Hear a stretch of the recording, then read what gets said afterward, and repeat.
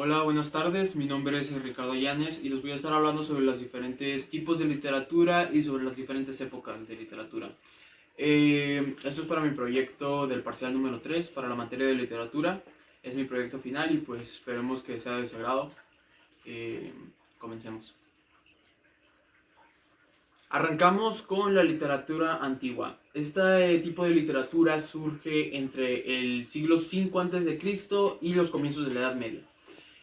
Sus principales características son que esta trataba de temas religiosos o intentaba explicar el origen de ciertas cosas, como por ejemplo la vida del hombre, u otras cosas que había como fenómenos naturales. Se asimilaba mucho a lo que conocemos como mitología, que también tenía ese mismo propósito. De aquí salen varios mitos. Y aunque sí hablaban algunas de sentimientos, no era en sí el tema principal. Casi siempre era o religiosidad o tratar un intento de explicar los alrededores. Entre las obras más populares de esta época se encuentra la Ilíada, la Odisea, la República o los 9 libros de la historia, entre varias otras obras. Por otra parte, entre los principales autores se encuentran personas como lo fueron Homero, Platón o Aristóteles. Concluyendo con la literatura antigua, nos podemos desplazar hacia nuestro siguiente punto, que es la literatura medieval. Entonces, se le conoce como literatura medieval a todas esas obras literarias que fueron escritas y publicadas en el siglo XVI en Europa. Entre las características principales de estas se encontraban que, por ejemplo, algo curioso es que el autor no firmaba sus obras, las publicaba pero no las firmaba. Los autores con sus obras no buscaban destacarse o resaltar del resto, y también se usaba mucho lo que era la recreación, que consiste en tomar una obra que ya existía, modificar algunas pequeñas partes y recrearla traduciéndola en otro idioma, o simple y sencillamente recrear la historia como tal. Entre las principales obras de este tipo de literatura se pueden encontrar Milagros de Nuestra Señora, El Libro del Buen Amor o una bastante popular que viene siendo la Divina Comedia. Como mencioné antes, el autor no tendía a firmar sus obras, pero había algunas excepciones, y entre los autores más destacables podemos encontrar a Jorge Manrique, Juan Ruiz o entre otros. Como mencioné, había bastantes que no firmaban sus obras, pero los que mencioné son de los que sí la firmaban y llegaron a ser obras destacadas. Concluyendo, podemos movernos así hacia nuestro siguiente tipo de literatura, que es la literatura moderna. Este tipo de literatura surge y se manifiesta en los años de 1880 y 1917, haciendo mucha énfasis en el ámbito de la poesía. Esta literatura se le conoce por su rebeldía, por llamarlo de alguna forma, ya que desafiaba todas las ideologías y los temas de escritura de ese momento, hablando sobre otros temas que no eran tan populares y la gente los consideraba rebeldes por ser diferentes. Entre las principales características de esta literatura se destacan que al escribir esto, el escritor, el autor, buscaba escaparse de la realidad y encerrarse en su mundo, lo cual le da a este tipo de literatura un sentimiento muy grande que la hace la favorita de muchos.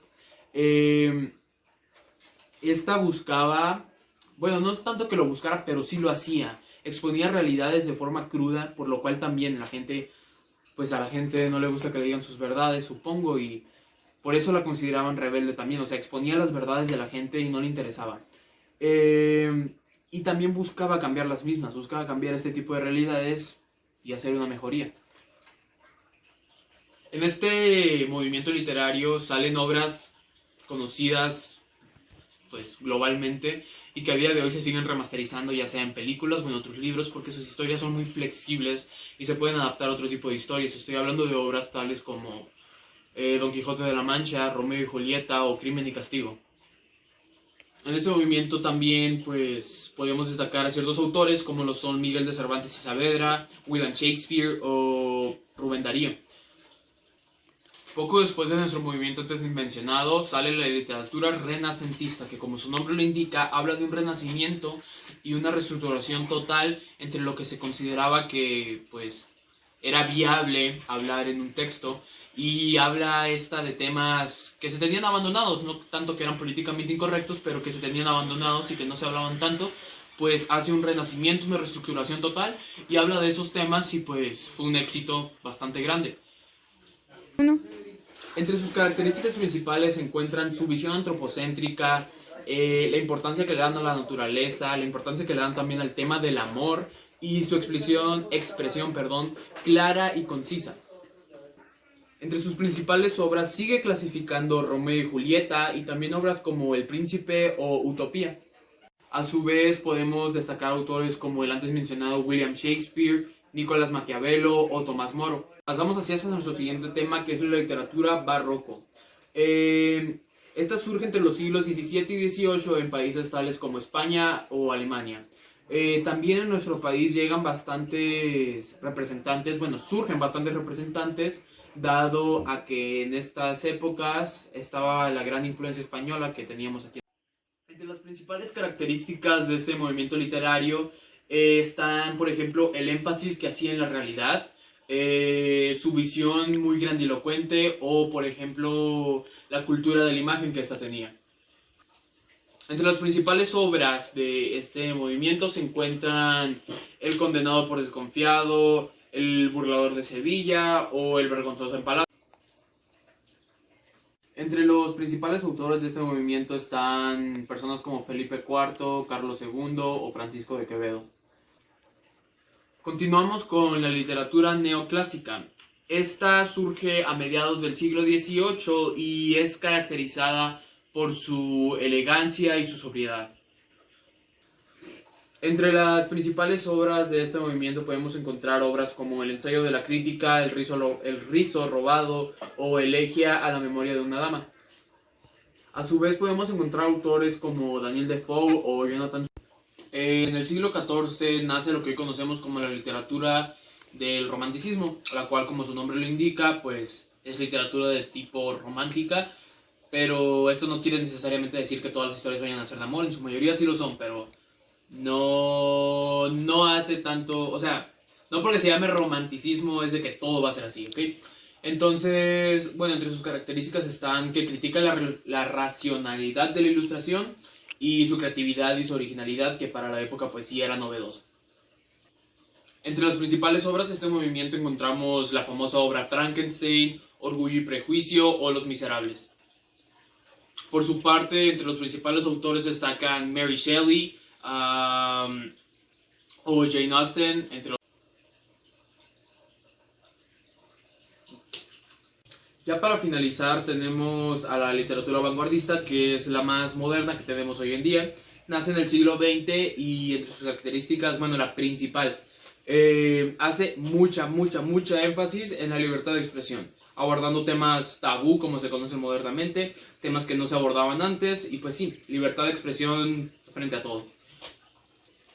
Entre los principales autores de esta literatura están José Ortega, Juan Ramón o Ramón Gómez. Por otra parte, las principales obras las conforman pues obras tales como El extranjero, Malón muere. Ya para finalizar daré una conclusión dividida en dos partes. La primera será una conclusión acorde al tema y la otra será acorde al tema también, pero por fuera. No sé si me explico. Pues la primera conclusión, esto sería dejando de lado el tema central, que pues sí, pues son muchos movimientos, cada uno se difiere, cada uno se difiere del otro por diferentes cosas, diferentes escenarios y diferentes situaciones que estaban en ese momento, en ese lugar.